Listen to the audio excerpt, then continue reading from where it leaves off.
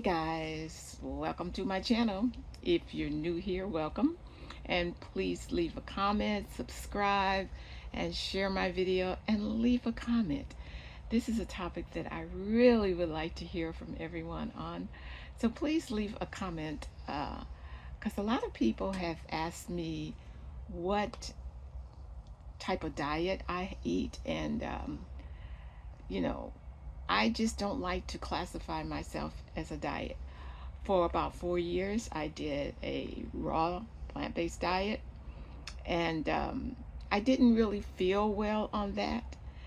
And one day I was looking at a video, and the girl was talking about Dr. John McDougall, and I said, "Oh, I read his book years ago." And he wrote the book, The Starch Solution. So with that, I just went out and got me some potatoes, and I ate those potatoes, and I felt amazing. I said, whoa. I mean, it was like night and day, my energy level. So that's when I started eating a whole food diet, what I call whole food, because I mean, I just eat food. I do not eat animal products as of yet. Not saying that I never will. As a matter of fact, over the years, I've tried a couple, but I didn't notice any difference in the way I felt. And as time went on, my body was just saying that didn't want it. So I do not eat animal products, but I just found out a couple of years ago I was watching, and they were talking about. Well, let me back up a little. First of all, I started having a lot of gut issues. My stomach would hurt me so bad I couldn't sleep. I went and had the test that they gave me, and after the test, that just gave me new problems that I'm still dealing with. But it's a lot better. But in my research, I found out that most people don't get enough fiber. Now, you'd think me being on a raw food diet, that would have been enough fiber. I mean, it was okay, but it just didn't work like the whole food work. And when I say whole food, I am doing whole grains. I got a miller. I started milling and making my own bread because that stuff in the store has so many chemicals in it, and it shouldn't even be called bread. And I use barley. If you read back, they said in the ancient times when the soldiers went out, they would carry barley with them for the energy. I started doing barley. I don't do rice. I do buckwheat. I do spelt. I like the ancient grains. Now, when you use the ancient grains, it's kind of a little different because they get a little gooey, like that's the only way I can describe it. So it's not that thick, watery batter like this morning. I made pancakes for breakfast, and it's not that watery batter that you normally would get with that stuff in the store. So that's what I did, and I said the garden is just about completed. So I think I'm going to dive a little bit more into what I eat. And if anybody have any questions, please leave them down in the comments. I will try and get to your questions because I still have problems, and I think most people do because I was like everybody else, and I thought if the government put it out there, it was safe to eat.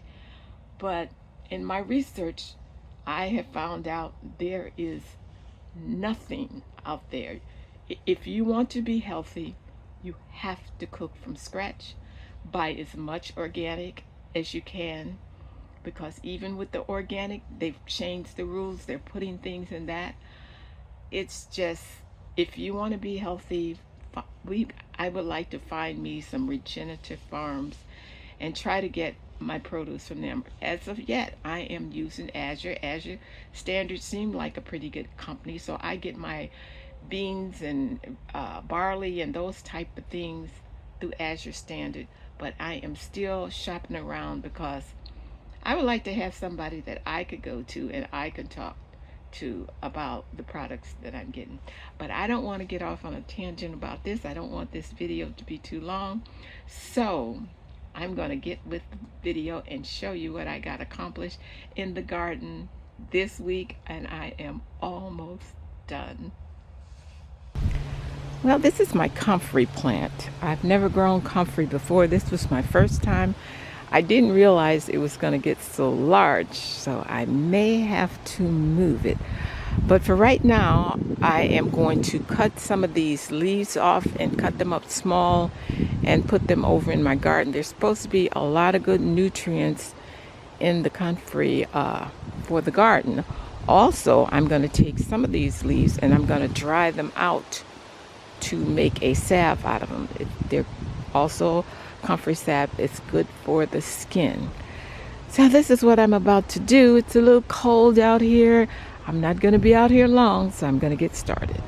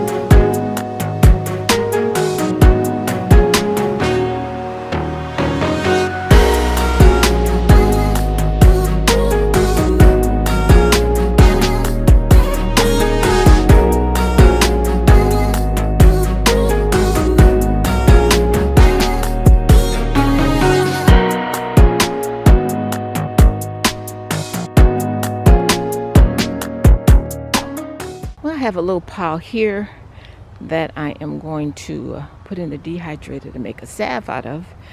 And over here, I have a bucket full that I'm going to spread on the garden. And eventually I will get all of this out and spread it on the garden. I have to do a little more research and see how this spread, because I'm noticing all of these different shoots coming off.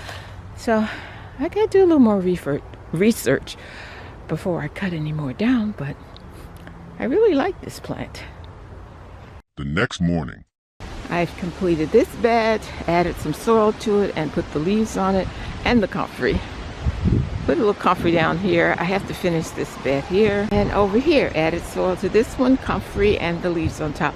Now, I've never done this before. This is all an experiment, but I'm hoping it'll add nutrients. I have added the leaves, and by spring, oh my God, it's so much noise.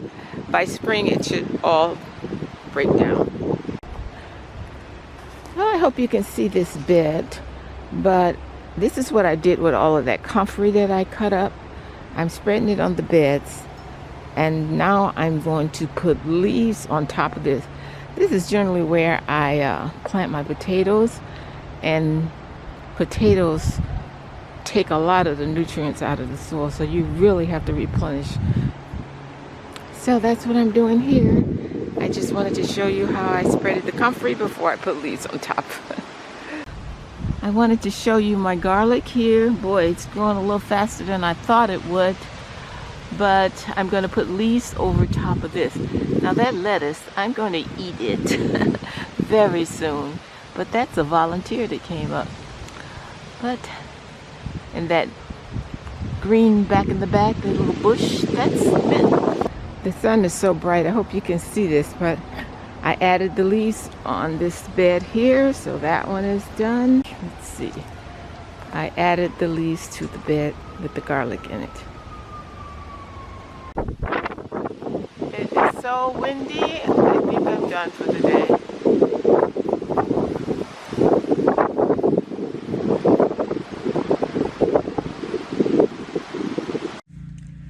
I looked at these carrots and the tops of them were so big. I thought they were going to be much larger. This is it. But that will make a meal. So let me get this other one out. Maybe it's a little larger. Harder to get out than the other one. There it goes. Decent size. And we have one more here. It's getting pretty cold, so I figured it's time to get these out and do something with them. There. Carrots are gone. Time to cover this bed. Now that will make a meal. And this fig, I don't know. I guess, you know, I never thought it was going to get this tall. Last year we wrapped it and the branches up top died and it came up from the bottom. But all of this is a growth from this year, this season. That's a lot of growth. So I don't know whether we should be cutting it back and trying to wrap the root or just leave it and see what happens, because those leaves will fall down and give it some kind of support. But I'm feeling like I need to do more. And I still have to finish that over there. I cut those greens and just dropped them down so they could decompose there. I have been eating these. I have a few left, so I left those, and I may get another harvest out of them before it gets too cold. So definitely, I know I've said this before, but definitely I'll be through next week. It's the asparagus. I'm waiting for it to turn brown before I cut this down. This is Lady P from my backyard greenhouse. Peace and love. Until next time, I'm out.